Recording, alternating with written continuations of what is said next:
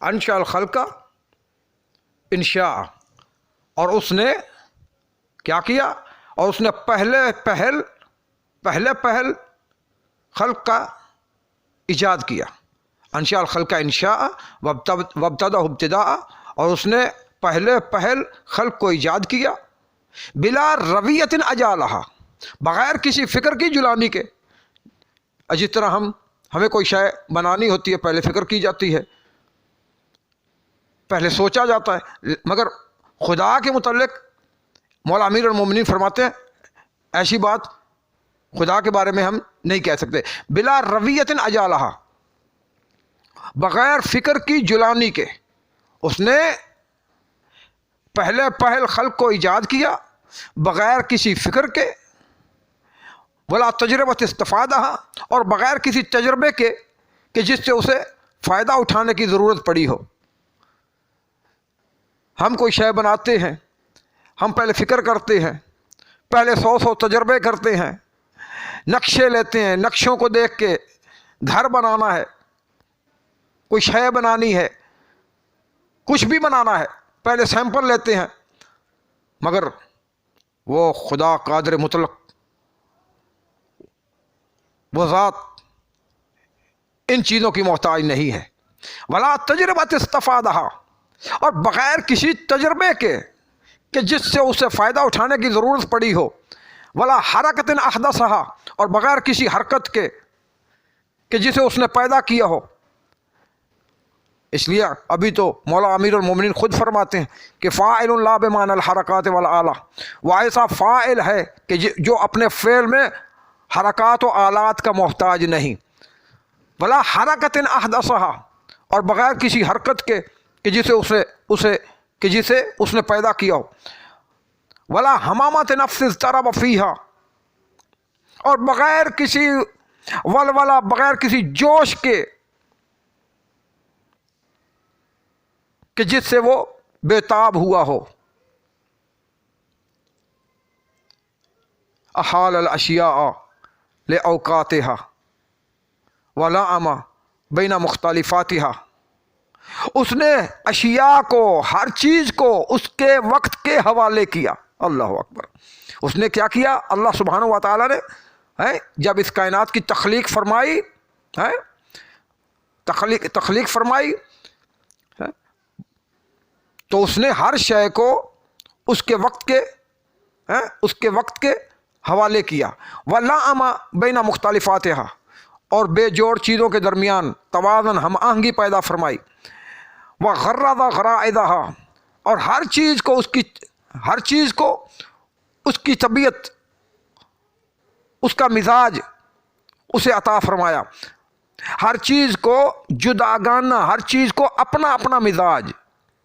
وَغَرَّضَ غَرَائِدَهَا، ہر چیز کو اپنا اپنا مزاج دیا، اپنی اپنی طبیعت دی. ہر چیز کو جداگانہ مزاج، طبیعت کا حامل بنایا. وَأَلْزَمَهَا أَشْبَاهَهَا، اور ان طبیعتوں کے لیے کیا کیا؟ اور ان طبیعتوں کے لیے کیا کیا؟ اور ان طبیعتوں کے لیے مناسب صورتیں ضروری قرار دی. کوئی بھی طبیعت ہے، ہر طبیعت کو اس کے لیے مناسب صورت قرار دی. وَأَلْزَمَهَا أَشْبَاهَهَا، اور ان طبیعتوں کے لیے مناسب صورتیں ضروری قرار دی. عالماً بہا قبل ابتدائها، اور وہ ان چیزوں کو وجود میں آنے سے پہلے جانتا تھا. اللہ اکبر، اللہ اکبر. اور وہ خدا کیا ہے؟ ان چیزوں کے وجود، ان طبیعتوں کے، ان چیزوں کے، ان مخلوقات کے وجود میں آنے سے پہلے ان چیزوں کو جانتا تھا. محیطاً بحدود وانتہائها، اور ان کی حد و نہایت، ان کی ابتدا و انتہا کا احاطہ کیے ہوئے تھا. ہر جانب سے، ہر طرح سے ان کی ابتدا و انتہا کا احاطہ کیے ہوئے تھا. یعنی ایسا نہیں ہے کہ کوئی چیز اس کے احاطے سے باہر تھی، نہیں، ہر شے اس کے احاطے میں تھی. ہر شے کی حد و نہایت، ہر چیز کی ابتدا و نہایت کا وہ ذات احاطہ کیے ہوئے تھا. आरिफन बिकराइहा व अहनाइहा, और वो खुदा इनके नफूस, इनके आज़ा को पहचानता था, इनके आज़ा को, इनके नफूस को वो मालिक पहचानता था। तो सामीन मोहतरम, दोस्तों, मार्फत इलाही, मार्फत इलाही बहुत ज़रूरी है। अब देखें, इस खुतबे में मौला अमीरुल मोमिनीन अलैहिस्सलातु वस्सलाम ने खुदा की ऐसी हमद सना फरमाई है और ऐसा मार्फत भरा ये खुतबा है कि जिसमें सिरे से लेके इंतहा तक पूरा खुतबा तौहीद की मार्फत से भरा हुआ है। और फरमाया कि वो ज़ात पाको पाकीज़ा है, इस कायनात के बनाने वाली वो ज़ात बुलंद बाला है। उस ज़ात ने इस कायनात को खल्क किया, ना उसे कोई हरकत करनी पड़ी, ना कोई बड़ी बड़ी लंबी लंबी सोचें फ़िक्रें करनी पड़ी, ना वो आलात व हरकत का मोहताज हुआ, ना उसने जोश व वलवले में आके इस कायनात को पैदा किया। हर शय को उसने उस शय को उसके हवाले सुपुर्द किया और वो हर और बेजोड़ मुख्तलिफ़ चीज़ों के दरमियान हम आहंगी तवाज़ुन को कायम किया। अल्लाह अकबर। और उनके लिए मुख्तलिफ़ सूरतें बनाई, उनके लिए इन हर चीज़ को अपनी अपनी सूरत दी और हर चीज़ की तबीयत व मिजाज से भी वो वाकिफ़ था। अल्लाह अकबर, अल्लाह अकबर। तो ये है वो मार्फत भरा खुतबा। अब मैं आपको ले चलता हूँ मलाइका की मार्फत की तरफ कि मलाइका की मार्फत क्या है। वो मलाइका कि जिनसे हज़रत इंसान अपने आप को क्या है, और बताया गया है, कहा गया कि हज़रत इंसान मलाइका से अफजल है, अशरफ है। अब ज़रा पहले पता कर लें कि वो मलाइका उनकी मार्फत क्या है कि जिससे ये हज़रत इंसान अपने आप को अशरफ समझता है, बुलंद समझता है, अफजल जानता है। तो भला उन फरिश्तों की पहले मार्फत हम देख लें, उन फरिश्तों की मार्फत किस कमाल को पहुंची हुई है। तो मौला कायनात अपने इसी खुतबे में के अंदर इरशाद फरमाते हैं, इसी खुतबे में इरशाद फरमाते हैं, अल्लाह अकबर, सुम्मा फतका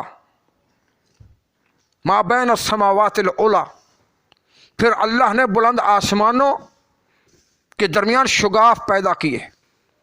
सुम्मा फतका मा बैन अस्समावातिल उला, फिर उस अल्लाह ने, उस ज़ात पाक ज़ात ने बुलंद आसमानों के दरमियान शुगाफ पैदा किए। फमलअहुन्ना अतवारम मिन मलाइकतिही, और उनकी वुसअतों को तरह तरह के फरिश्तों से भर दिया। मिनहुम सुजूदन, अब ये है मलाइका की मार्फत। देखें, ये मलाइका की मार्फत अब बयान हो रही है, बयान की जा रही है। मिनहुम सुजूदन ला यरकऊन, कुछ ऐसे फरिश्ते हैं जो सजदे में पड़े हैं, ला यरकऊन, वो रुकू नहीं करते, जो सरबा सजूद हैं, रुकू नहीं करते। व रकूउन ला यंतसिबून, और कुछ ऐसे हैं जो रुकू में हैं, रुकू में पड़े हैं, ला यंतसिबून, वो सीधे नहीं होते। व साफूना ला यतदायलून, और कुछ ऐसे हैं जो सफ़े बांधे हुए हैं, ला यतदायलून, अपनी जगह से हटते नहीं, अपनी जगह से हरकत नहीं करते, सफ़े बांधे हुए खड़े हैं।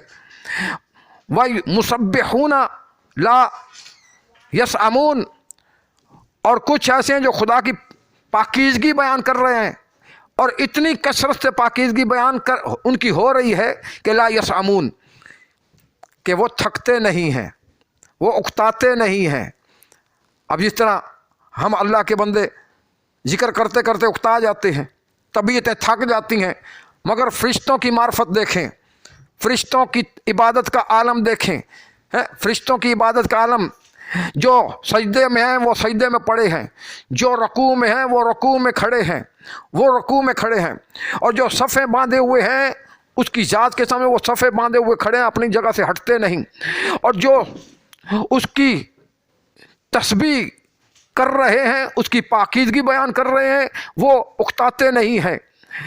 لا یغشاہم نوم العیون، ان کی آنکھوں میں نہ نیند آتی ہے، ولا صحو العقول، نہ ان کی عقلوں کو بھول چوک ہوتی ہے، ولا فطرت الابدان، نہ ان کے بدنوں پر، ولا فطرت الابدان، نہ ان کے بدنوں میں کاہلی سستی پیدا ہوتی ہے، ولا غفلت النسیان، اور نہ ان کے بدنوں پر ولا غفلت النسیان، اور نہ ان پر کیا ہے، نسیان کی غفلت طاری ہوتی ہے۔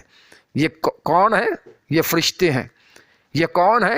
یہ فرشتے ہیں جو طویل طویل سجدوں میں پڑے ہیں، جو طویل طویل ازل سے سجدوں میں پڑے ہیں، ازل سے رکوع میں پڑے ہیں، کھڑے ہیں، ازل سے صفے باندھے ہوئے ہیں، ازل سے تسبیح خدا کی پاکیزگی بیان کر رہے ہیں اور رکتاتے نہیں ہیں، اور ان کی آنکھوں میں نیند نہیں آتی، ان کی عقلوں کو بھول چوک نہیں ہوتی، اور ان کے بدنوں میں ایک سستی کاہلی نہیں آتی، اور ان پر نسیان کی غفلت طاری نہیں ہوتی۔ یہ کون ہے؟ یہ فرشتے ہیں، یہ فرشتے ہیں، یہ فرشتوں کی معرفت ہے۔ اللہ اکبر، یہ فرشتوں کی معرفت ہے، یہ فرشتوں کی معرفت ہے۔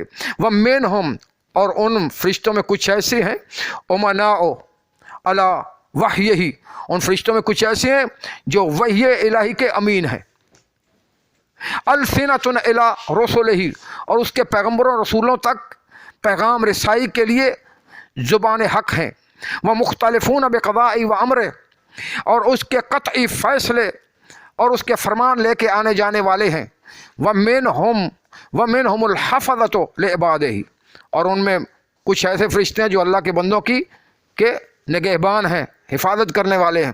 اس لیے مولا امیر المومنین علیہ الصلوۃ والسلام فرماتے ہیں جب انسان کی موت آتی ہے تو وہ جو حفاظت کرنے والے فرشتے ہیں وہ اس وقت ساتھ چھوڑ جاتے ہیں، موت کے آنے تک وہ بندے کی حفاظت کرتے ہیں۔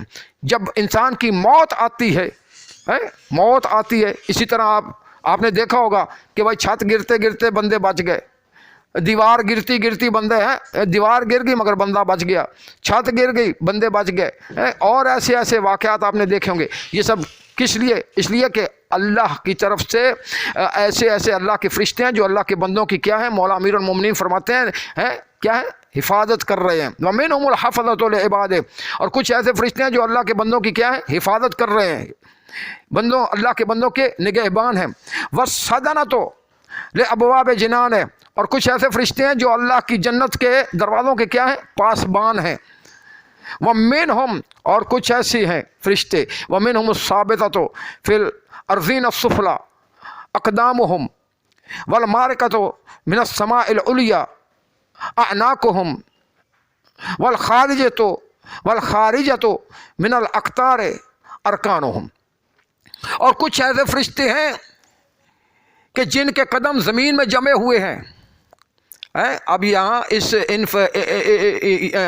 ان باتوں میں مولا امیر المومنین ان جملات میں، ان جملوں میں، ان کلمات، اپنے کلمات میں مولا امیر المومنین فرشتوں کی قد و قامت بتا رہے ہیں، فرشتوں کی قد و قامت، کہ وہ فرشتے کتنے بڑے ہیں، ان کے جسموں کی قد و قامت مولا امیر المومنین بیان فرما رہے ہیں کہ اتنے وہ بڑے ہیں، اتنی ان کی خلقت بڑی، اتنے وہ بڑے ہیں، اتنے بڑے کہ ان کے قدم زمین میں جمے ہوئے، زمین کی تہ میں جمے ہوئے، ان فرشتوں کے کیا ہیں، قدم زمین کی تہ میں جمے ہوئے ہیں، اور ان کی گردنیں بلند آسمانوں سے نکلی ہوئی ہیں۔ والخارجۃ من الاقطار ارکانہم، اور ان کے پہلو اطراف عالم سے بھی آگے بڑھے ہوئے ہیں۔ والمناسبۃ لقوائم العرش اکتافہم، اور ان کے شانے جو ہیں، ان کے شانے وہ عرش کے پایوں سے میل کھاتے ہیں. اتنی بڑی مخلوق ہے. یعنی یہ دنیا چھوٹی ہے، فرشتے اس سے بھی بڑے ہیں. اللہ اکبر، اس سے بھی بڑے ہیں. تو مولا فرماتے ہیں ان فرشتوں کے شانے عرش کے پایوں سے میل کھاتے ہیں. ناقصۃ دونہ ابصارہم، اور وہ اس کے عرش کے آگے اپنی آنکھیں جھکائے ہوئے ہیں. وہ فرشتے عرش کے آگے، عرش کے سامنے اپنی آنکھوں کو جھکائے ہوئے ہیں. متلفعون تحتہ باجنحتہم، اور عرش کے نیچے اپنے پروں کے اندر اپنے پروں میں لپٹے ہوئے ہیں. مضروبۃ بینہم و بین من دونہم حجب العزت و استار القدرہ، اور ان فرشتوں کے درمیان اور باقی مخلوق کے درمیان عزت کے حجاب اور قدرت کے پردے حائل ہیں.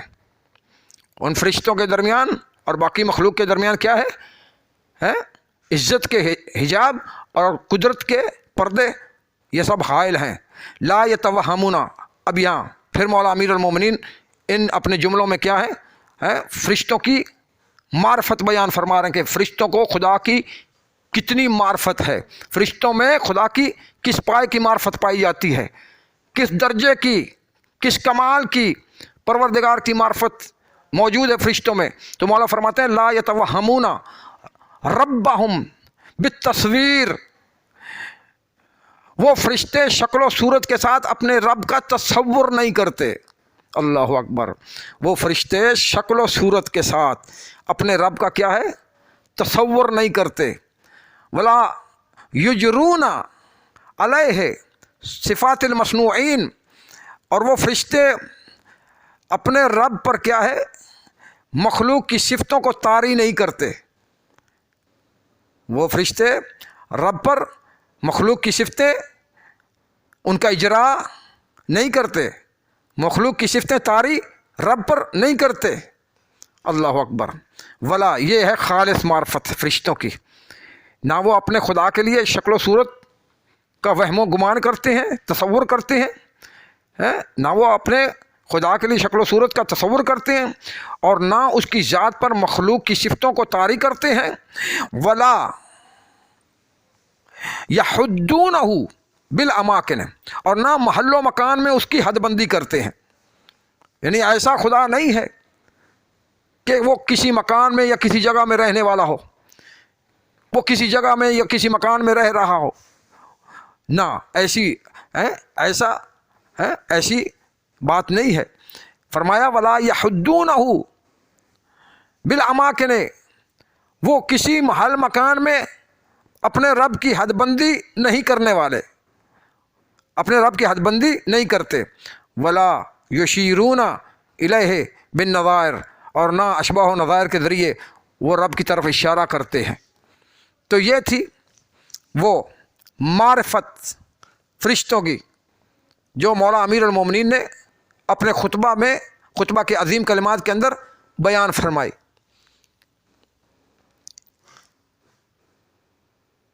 تو یہ سب چیزیں جو مولا امیر المومنین نے بیان فرمائی ہیں، ایسی بیان فرمائی ہیں، فرمایا یہ چیزیں، یہ بات، یہ چیزیں، ان سب سے خدا کی ذات کیا ہے؟ بلند و بالا ہے. خدا محتاج نہیں، خدا حرکت کا محتاج نہیں، خدا عالم کا محتاج نہیں، خدا میں ولولے جوش سے خدا کام کرنے والا نہیں. جو مخلوق کی چیزیں، جو مخلوق کی صفتیں ہیں. اور پھر ملائکہ کی معرفت کو بیان فرمایا. ملائکہ کی معرفت کو بیان کر کے اب انسان خود اپنا فیصلہ کر لے کہ وہ ملائکہ جو اللہ پر مخلوق کی صفتیں طاری نہیں کرتے، جو اللہ کے لیے شکل و صورت کا تصور بھی نہیں کرتے، وہ ملائکہ جو خدا کی کسی مکان میں کسی جگہ میں حد بندی نہیں کرتے، جو رکوع میں ہے وہ رکوع میں پڑے ہیں، جو رکوع میں کھڑے ہیں وہ رکوع میں کھڑے ہیں، جو سجدے میں پڑے ہیں وہ سجدے میں پڑے ہیں. جو اس کی ذات کے آگے صفیں باندھے ہوئے کھڑے ہیں وہ صفیں باندھے ہوئے کھڑے ہیں، اپنی جگہ سے ہٹتے نہیں ہیں. تو اب فرشتوں سے مقابلہ کرنے سے پہلے انسان ذرا سمجھ لے کہ وہ فرشتے جو اتنی خدا کی معرفت کو پہنچے ہوئے ہیں، اتنی ان کو خدا کی معرفت ہے،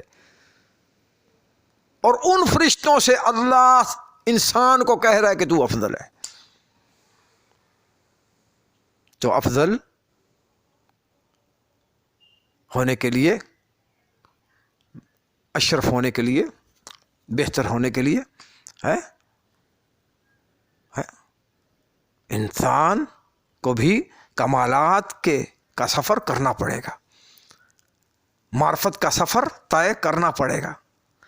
اور خدا کی حقیقی معرفت یہ ہے، خدا کی حقیقی معرفت یہ ہے کہ اس کے دین سے متعارف ہونا، اس کے حلال و حرام سے متعارف ہونا، اس کی عبادت اپنی زندگی کے مقصد سے متعارف ہونا، اس کی حقیقی عبادت کو پا جانا، اور اخلاقیات سے متعارف ہونا، اخلاقیات سے متصف ہونا.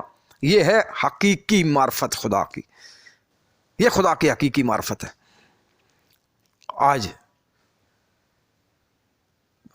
چھوٹی چھوٹی باتوں میں، چھوٹے چھوٹے کاموں میں ہم کیا کر رہے ہوتے ہیں؟ ہم بدخلقیاں کر رہے ہوتے ہیں. نہ ہماری زبانیں صاف، نہ ہمارے افکار صاف، نہ ہماری سوچ صاف. اور اللہ سبحانہ و تعالیٰ نے کہا کہ شرک سے بچنا ہے تم نے. اور یہ پورا میں نے خطبہ پڑھا اور ایک ایک خطبے کا میں نے آپ کو مطلب، ترجمہ، معنی بتایا ہے. اور مولا نے یہ سارا خطبہ کس لیے دیا ہے؟ ایک تو اللہ کی حمد فرمائی ہے، اللہ کی تسبیح فرمائی، اللہ کی حمد فرمائی، اللہ کی ستائش کی ہے مولا امیر المومنین. اور دوسرا ہمیں بتایا کہ شرک سے تم نے کس طرح دور رہنا ہے، شرک سے تم کس طرح دور رہ سکتے ہو، شرک سے کس طرح اپنے آپ کو پاک کرنا ہے. یہ خطبہ اس لیے اس کے ایک تو حمد پر یہ ہے، اس میں یہ حمد پر مبنی ہے، اور دوسرا یہ خطبہ کی کیا ہے؟ اس خطبے میں، اس خطبہ کو دیا گیا ہے کہ اپنے آپ کو شرک سے دور رکھو. خبردار اللہ کی کسی مخلوق کو اس جیسا سمجھو، خبردار اللہ کی کسی مخلوق کی تشبیہ اس کے ساتھ دو، خبردار اللہ کی کسی مخلوق کی صفتیں یا کسی مخلوق کی شباہت اس خالق مالک کے ساتھ دو. اور ہم صبح و شام کیا کر رہے ہیں؟ تو یہ معرفت خداوندی نہیں ہے. گویا ہم خدا کی معرفت سے ہم کیا ہیں؟ دور ہیں. ہم خدا کی معرفت سے بہت دور ہیں. تو خدا کی معرفت حاصل کرنا ہوگی. اور خدا کی معرفت علم ہے، علم سے آتی ہے. اور علم کیا ہے؟ علم قرآن کا جاننا، قرآن کی آیتوں کے معانی مطالب سے سرشار ہونا، قرآن کی آیتوں کے معانی سے متعارف ہونا، یہ علم ہے. احادیث پیغمبر سے متعارف ہونا، یہ علم ہے. ائمہ اطہار علیہ الصلوۃ والسلام کی سیرت سے پاکیزہ سیرت سے، پیغمبر کی پاکیزہ سیرت سے متعارف ہونا، یہ علم ہے، یہ معرفت ہے. معصومین کی، پیغمبر کی کو اپنے لیے نمونہ عمل سمجھنا، اسوہ حسنہ جاننا، یہ کیا ہے؟ یہ معرفت ہے. خدا کے دین کی مکمل طور پہ پاسداری کرنا، یہ علم ہے، یہ معرفت ہے. تو خداوند متعال یہ معرفت ہے. ہم چھوٹی چھوٹی باتوں میں شرک کر رہے ہوتے ہیں، چھوٹی چھوٹی باتوں میں، چھوٹی چھوٹی باتوں میں. حتیٰ کہ سورہ یوسف میں خداوند متعال نے ایک مقام پہ فرمایا کہ وہ ایمان تو لائے ہیں مگر چھوٹی چھوٹی باتوں میں کیا ہے؟ وہ شرک کرتے ہیں. یہ عام طور پہ ہم روزانہ دیکھتے ہیں، روزانہ کہتے ہیں فلانا ہوتا تو مجھے یہ ہو گیا ہوتا، فلاں مہربانی نہ کرتا تو میں برباد ہو گیا ہوتا، فلاں میرے ساتھ بھلائی نہ کرتا تو میں ختم ہو گیا ہوتا، فلاں یہ نہ فلاں نہ پہنچتا. تو یہ ساری باتیں کیا ہیں؟ یہ سب باتیں مشرکانہ باتیں ہیں. یہ کیا ہے؟ یہ مشرکانہ باتیں ہیں. اسے شرک خفی کہتے ہیں، جو ہماری باتوں کے اندر چھوٹا چھوٹا شرک چھپا ہوا ہے.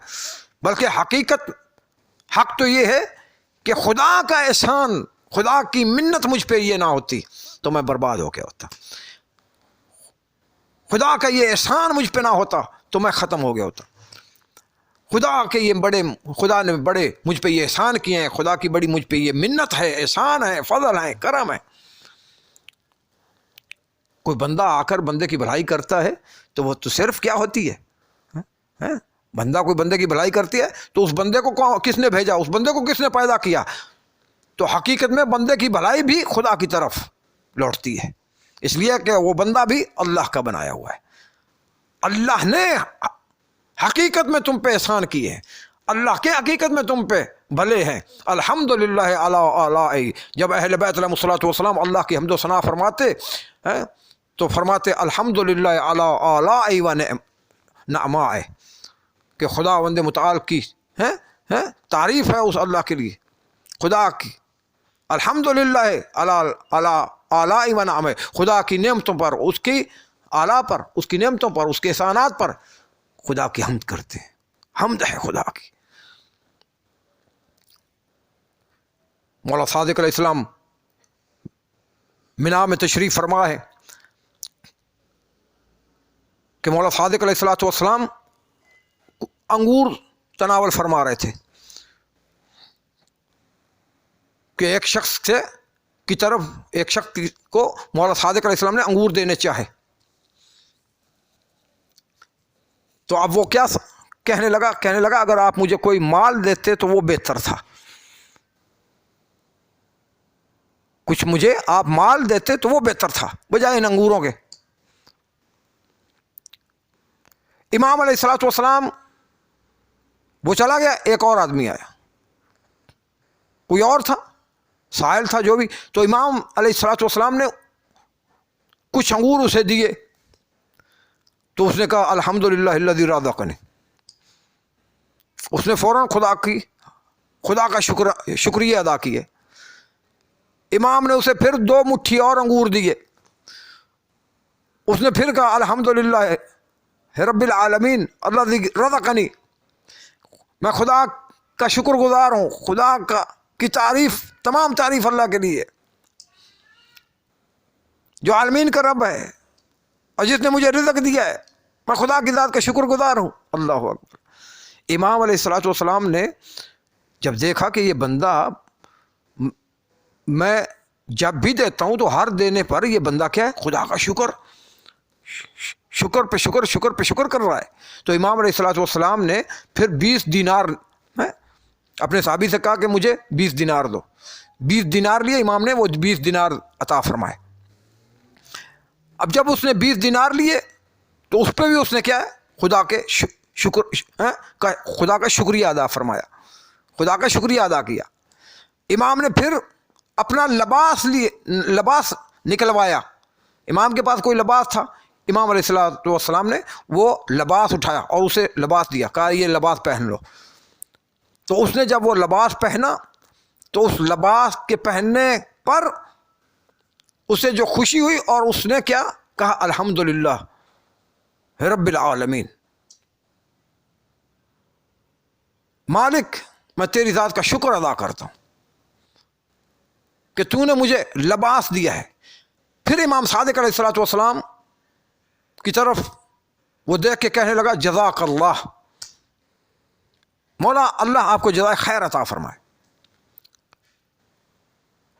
پھر وہ چلا گیا، وہ بندہ سائل چلا گیا. اب مسمع جو امام کا صحابی تھا وہ کیا کہتا ہے کہ اگر وہ سائل امام کی طرف ملتفت نہ رہتا، اگر وہ سائل امام کی طرف ملتفت نہ ہوتا اور جو جس طرح امام اسے ہر دفعہ ہر شکر کرنے کے بعد دیے جا رہے تھے ہر دفعہ دیے جا رہے تھے، یوں ہی وہ ہر شکریہ ادا کرنے پر امام اسے کچھ اور دیتے، ہر شکریہ ادا کرنے کے بعد امام اسے کچھ پھر اور عطا فرماتے. تو وہ صحابی مسمع صحابی کہتا ہے کہ امام کا ہاتھ کب رکا؟ جب اس نے کہا جزاک اللہ. اگر وہ امام کی طرف ملتفت نہ رہتا اور بار بار خدا کی ذات کا جو امام دیتے شکریہ کرتا رہتا تو صحابی کہتا ہے امام اسے اور امام کا بھی پھر ہاتھ نہ رکتا. ہر شکر ادا کرنے کے بعد امام اسے کچھ نہ کچھ عطا فرمائے جا رہے تھے. امام کا ہاتھ اس وقت رکا جب اس نے کہا جزاک اللہ.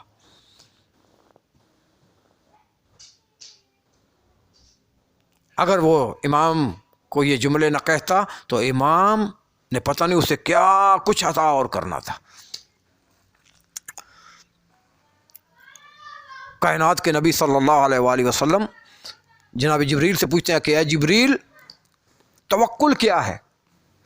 تو جناب جبریل کہتے ہیں کہ یا رسول اللہ توکل کے مطلب یہ ہے توکل یہ ہے کہ صرف اور صرف نفع خداوند متعال کو نافع سمجھنا، نفع اور دفع ضرر اس کا مالک خدا کی ذات ہے، اور لوگوں سے بالکل نظریں ہٹا لینا. لوگوں سے بالکل نظریں کیا ہے؟ ہٹا لینا. اور ہر نفع اور ہر دفع ضرر کا مالک خدا کی ذات کو سمجھنا کہ مجھے نفع خدا پہنچانے والا ہے. نہ کوئی مجھے نفع پہنچا سکتا ہے، نہ کوئی مجھے نفع دے سکتا ہے اس کی مخلوق، اور نہ کوئی مجھے نقصان پہنچا سکتا ہے. اور لوگوں سے کیا ہے؟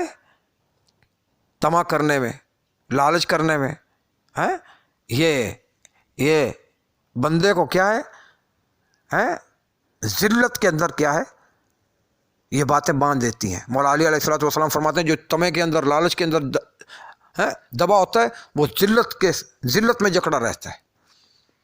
تو توکل یہ ہے، توکل کہ ہر نفع کا اور ہر دفع ضرر کا مالک خدا کی ذات کو سمجھنا. مالک تو ہی ہے جو مجھے نفع عطا فرمانے والا ہے، تو ہی ہے جو مجھ سے ضرر نقصان کو دور کرنے والا ہے.